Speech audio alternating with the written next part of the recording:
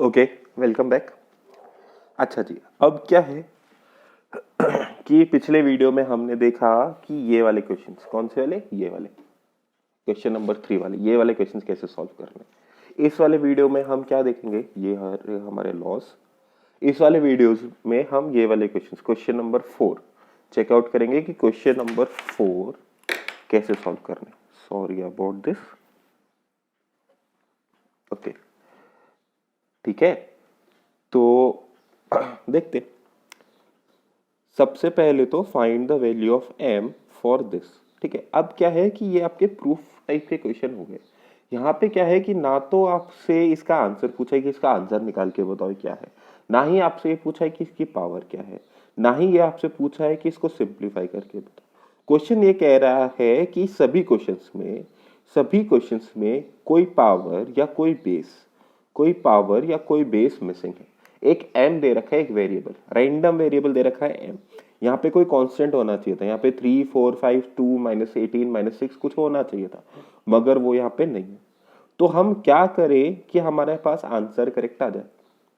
कहने का मतलब है कि हम कैसी m की वैल्यू पुट करें कि LHS और RHS बराबर हो जाए। ये वाले जो क्वेश्चन है ये प्रूफ वाले क्वेश्चन है। तो जैसे कि आपको लास्ट ईयर सिखाया था, LHS और RHS अगर मुझे बराबर प्रूफ करने हैं तो मैं LHS अलग सॉल्व करता हूँ, RHS अलग सॉल्व करता हूँ और प्रूफ करता हूँ कि दोनों के दोनों बराबर है। उन क्वेश्चन से थोड़ा सा डिफर है ये। थोड़ा सा डिफर क्या है कि LHS RHS ऑलरेडी बराबर दे रखे। आपको LHS RHS देखो, इस क्वेश्चन को सॉल्व करने के दो तरीके हैं। पहला तरीका ये है कि आप LHS में, जैसे इस केस में LHS में m की अलग अलग वैल्यू पुट करके देखेंगे और चेक करेंगे कि कब RHS के बराबर आंसर आ रहा है। एक तरीका तो ये है। अब जैसा कि आपको समझ में आ रहा है, ये तरीका बहुत ही हार्ड होने वाला है। क्यों हार्ड होने वाला है भाई? क्योंकि इस तरीके में क्या है कि आपको पता ही नहीं m की वैल्यू क्या है, तो आपको इनफाइनाइट मेनी वैल्यूज पुट करनी पड़ती है। हो सकता है आप m की वैल्यू 18 हो, तो हिट करते ही थोड़ी 18 पुट करेंगे, हम 1 पुट करेंगे, -1 पुट करेंगे और -23 हो। तो इतनी सारी वैल्यूज पुट करना तो हमारे लिए फिजिबल देखो है नहीं। तो what we are going to do is we are going to treat this as a equation. हम इसको एज अ इक्वेशन ट्रीट करने वाले हैं। इक्वेशन क्या होता है? कुछ कॉन्स्टेंट्स होते हैं, कुछ वेरिएबल होते हैं, वो आपस में मैथमेटिकल टूल्स की मदद से जुड़े होते हैं और बीच में एक इक्वल टू का साइन होता है। मैथमेटिकल टूल्स का यहाँ पे मतलब है मल्टीप्लाई, डिवाइड, प्लस माइनस कुछ भी। ओके, तो अपन को क्या करना है, इसे इक्वेशन की तरह ट्रीट करना। तो देखो, पहले तो सिंपली लेके चलेंगे। ठीक है, आप एक बार देख लो, एक बार ये चारों क्वेश्चंस देख लो। नहीं समझ में आए तो कमेंट कर देना कमेंट बॉक्स में, या फिर मेरे को व्हाट्सएप मैसेज कर देना। I will try to find some another way to explain this. ठीक है, बट मोस्ट लाइकली आपको क्वेश्चन ऐसे करना समझ में आ जाएगा। ठीक है, क्या करना है हमको? m की वैल्यू फाइंड करनी है। बहुत ही बेसिक रखते हैं, सिंपल रखते हैं। टारगेट क्या है? m की वैल्यू फाइंड करना है। कैसे करते हैं m की वैल्यू फाइंड? जैसे सर बता रहे हैं वैसे ही करते हैं। कैसे करना है भाई? देखो, पहले दो क्वेश्चन ध्यान से देख लेना। ठीक है, पहले दो क्वेश्चन ध्यान से देख लेना, बाकी सब अपने आप हो जाएंगे। Okay, see question number 1, question number 4 का first part. Okay, it is -3 to the power m plus 1 into -3 to the power 5 is equals to -3 to the power 7। यहाँ पे हम क्या करने वाले हैं? LHS के कंटेंट को LHS में रखने वाले हैं, RHS वाले लोगों को RHS में रखने वाले हैं। हमारा टारगेट यहाँ पे ये होगा कि अगर हमारे पास पावर में m दे रखा है तो बेस किसी तरह से सेम किया जाए, और अगर बेस में m दे रखा है तो पावर किसी तरह से सेम की जाए। वापस सुनिए, हमारा टारगेट ये है कि if m is present in the index form, if m is present as the index of a base, then our target is to somehow equate to make equal all the bases। ठीक है, and if m is present as the base of the exponent, if m is present as the base of the exponent, जैसे इस case में m to the power 4, m is the base here, if m is present as the base of the exponent, then we have to do things such that the powers become equal, ताकि power जो है बराबर आ जाए। ठीक है, तो यहाँ पे क्या है, क्वेश्चन में आपको ऑलरेडी सारे के सारे बेस बराबर दिए हुए, मगर यहाँ पे एक ही बार -3 है, यहाँ 2 बार -3 है।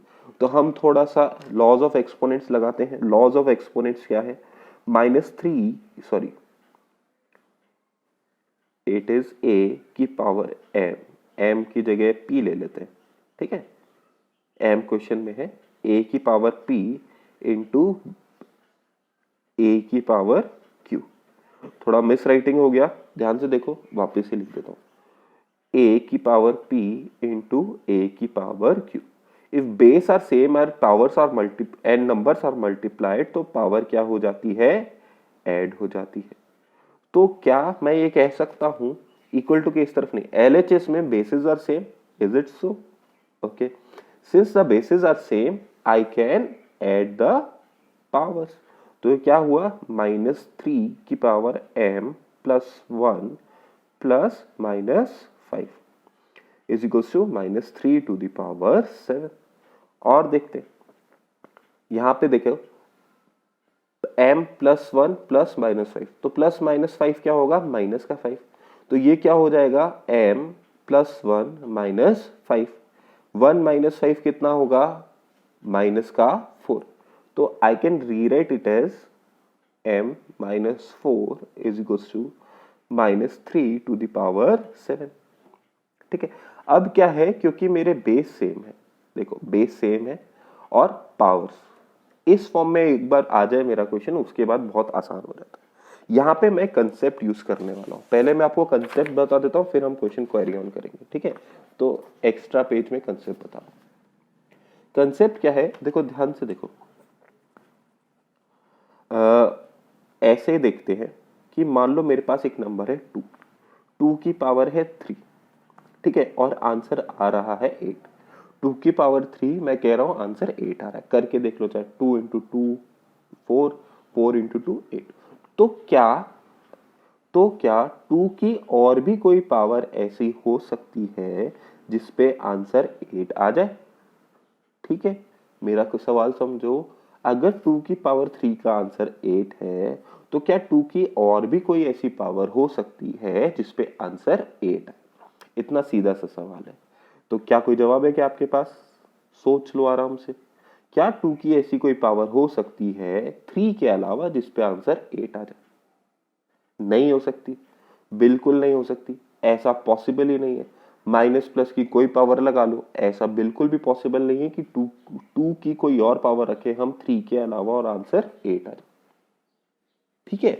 तो यही कंसेप्ट हम यहां पे यूज करते हैं। हम कहते हैं कि अगर दोनों नंबर्स के एलएचएस और आरएचएस अगर बराबर हैं और दोनों नंबर के बेस इक्वल है, तो इसका मतलब पावर्स भी बराबर होनी चाहिए। कहने का मतलब है -3 की पावर 7 का यहां से जो आंसर आएगा, वही आंसर -3 की पावर m-4 का आएगा, क्योंकि दोनों इक्वल है। मान लो दिस इज 2 की पावर 3 इज इक्वल टू 8, ठीक है। अच्छा ऐसे देखो, मान लो मैं कहूं कि 2 की पावर समथिंग जो है वो 16 के बराबर है, तो क्या आप मेरे को ये 2 की पावर की वैल्यू निकाल के बता सकते हो क्या? कैसे निकालेंगे? 16 का मैं प्राइम फैक्टर करूंगा, मैं लिखूंगा 16 8 4 2 1। कितनी बार आया 2? 1 2 3 4, तो 2 की पावर क्या हो जाएगी यहाँ पे 4। तो इजीली कैलकुलेट कर लिया। अब यहाँ पे तो सिंपल सिंपल था, यहाँ पे क्या हो गया, m-4 हो गया, मगर कंसेप्ट अभी भी सेम है।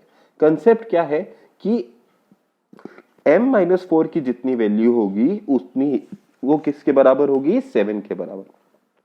तो इस कंसेप्ट को क्या कहते हैं, equating the power of same base by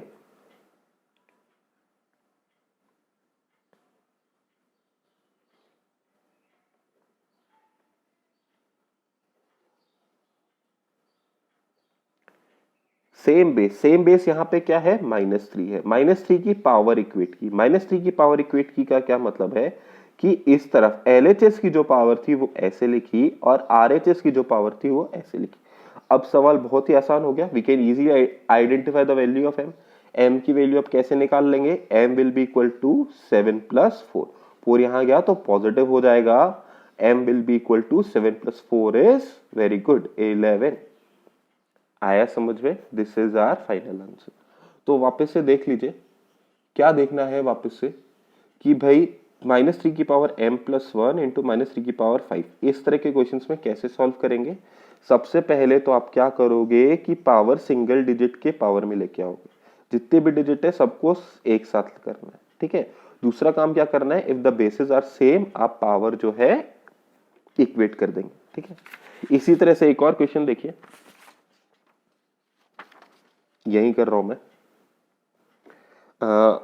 third वाला देखते हैं पहले। -4 to the power m into -4 to the power -2m is equals to -4 to the power -5। Okay, अगर आपको पुराना वाला क्वेश्चन समझ में आ गया तो एक बार वीडियो पॉज करो और देखो इसे कि आप कर पा रहे हो क्या, ठीक है। अगर नहीं कर पा रहे तो इसका मतलब कोई प्रॉब्लम है, तब आराम से देख लेना, बट अगर कर पा रहे हैं तो वेल एंड गुड। ओके, देखते हैं, चेक करते हैं कि आपका सही आ रहा है कि नहीं आ रहा।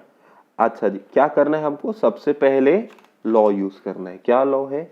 a की पावर m p ले लेते हैं इंटू ए की पावर q। बेस सेम है, पावर डिफरेंट है, नंबर मल्टीप्लाई हो रहे हैं, पावर ऐड हो जाएगी।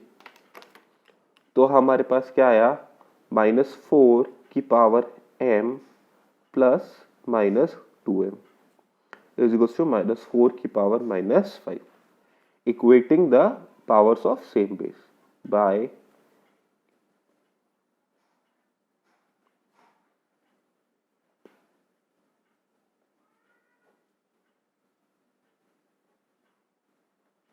तो m -2m is equals to -5। यहां देखो m में से 2m गया तो, या फिर ऐसे देखो 2 में से m गया तो, ऐसे सोचो 2 सेव में से 1 सेव गया तो कितने बचे? 1 सेव। तो 2m में से 1m गया तो कितना बचा? 1m। नेगेटिव नंबर क्यों? क्योंकि 2 is the larger of the number. तो m की वैल्यू क्या आई? 5। आया क्या समझ में? कोई दिक्कत? ओके, फटाफट से ये वाला और देख लेते हैं, थर्ड वाला, ठीक है। थर्ड वाला इतनी जगह नहीं लेगा, सॉरी सेकेंड वाला। It is m to the power 4 is equal to 4 का स्क्वायर, ठीक है। तो देखो ध्यान से, m to the power 4 is equal to 4 का स्क्वायर। मैंने क्या कहा था आपसे कि m अगर पावर में है तो हम बेस इक्वेट करेंगे, और m अगर बेस में है तो हम पावर इक्वेट करेंगे, ठीक है। तो अब मेरे को क्या करना है? मेरे को कुछ ऐसा करना है कि ये जो 4 की पावर जो 2 है, ये पावर किसी तरह से 4 बन जाए, ठीक है। तो अब ध्यान दो मैं क्या कर रहा हूं, can I rewrite it as 2 का स्क्वायर। 4 किसका स्क्वायर होता है? 2 का स्क्वायर होता है, करेक्ट है। और मेरे पास एक आइडेंटिटी लॉ है। क्या लॉ है? कि a की पावर p और उसकी भी power q should be equal to a की पावर, ब्रैकेट के अंदर और बाहर पावर होगी तो पावर क्या हो जाएगी? मल्टीप्लाई हो जाएगी। तो हमारे पास क्या आया? implies that m की पावर 4 इज इक्वल टू 2 की पावर 4। अब यहाँ पे हम क्या कहेंगे?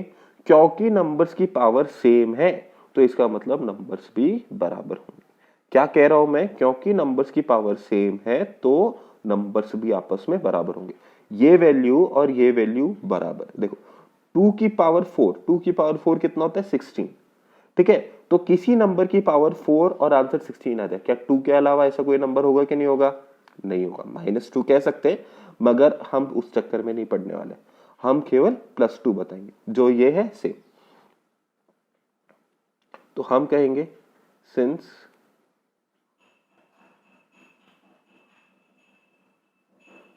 आप पावर की जगह यहां पे इंडेक्स भी लिख सकते हैं, तो m will be equal to 2। आई के बाद समझ में? कोई दिक्कत? पक्का? ओके, अब रह गया फोर्थ वाला क्वेश्चन। फोर्थ वाला क्वेश्चन मैं आप लोगों को ट्राई करने के लिए दे रहा हूं। इसमें ट्रिक लगेगी। ट्रिक क्या लगेगी? इसमें फर्स्ट वाला लॉ लगेगा, ठीक है। कैसे लगेगा, क्या लगेगा, आप लोग एक बार करके देखिए, ठीक है। कर लेते हैं, well and good. Otherwise I will discuss this question tomorrow. कल वाले वीडियो में ये क्वेश्चन और फिर नेक्स्ट एक्सरसाइज शुरू करेंगे, ठीक है। Okay, thank you for your time.